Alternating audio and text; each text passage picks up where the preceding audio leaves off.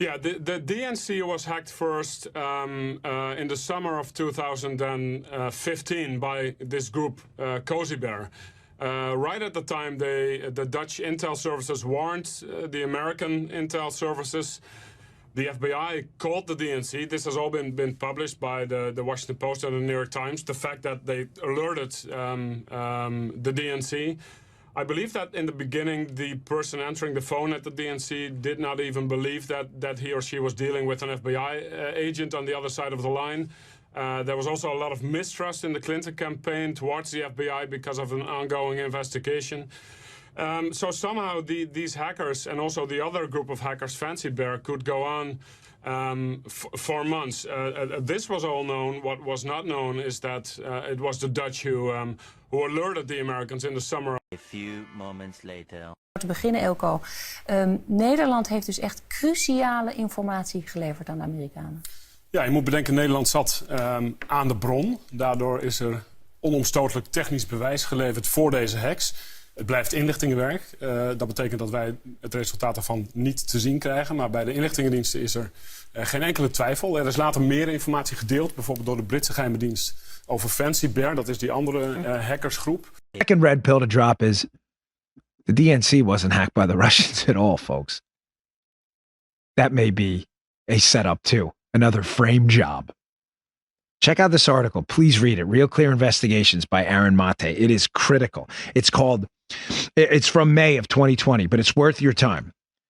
Hidden over 2 years, : Democrat cyber firm sworn testimony said it had no proof of Russian hack of the DNC.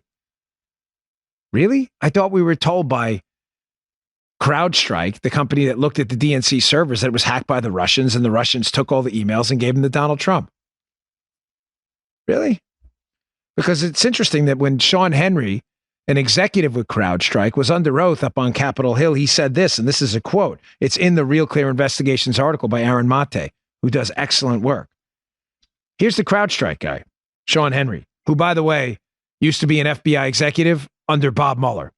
Just a coincidence, I'm sure, folks. Always a coincidence. Quote, Sean Henry from CrowdStrike. There are times when we can see the DNC data exfiltrated, for liberals that means sent out, and we can say conclusively. But in this case, the case of the DNC that is, it appears it was set up to be exfiltrated, but we just don't have the evidence that says it actually left. Wait, there's more. So the CrowdStrike guy, Sean Henry, used to work for Bob Mueller. They looked at the computers, not the FBI, not the original computer, the DNC, and said it was hacked and sent to the Russians. But when asked under oath, they say they have no evidence it was sent to the Russians. Haven't heard that in the media, have you? September 29th, though. You'll hear it now first. Here's another quote from Sean Henry, under oath, by the way, who just coincidentally used to work for Bob Mueller in the FBI. Quote, Sean Henry, CrowdStrike.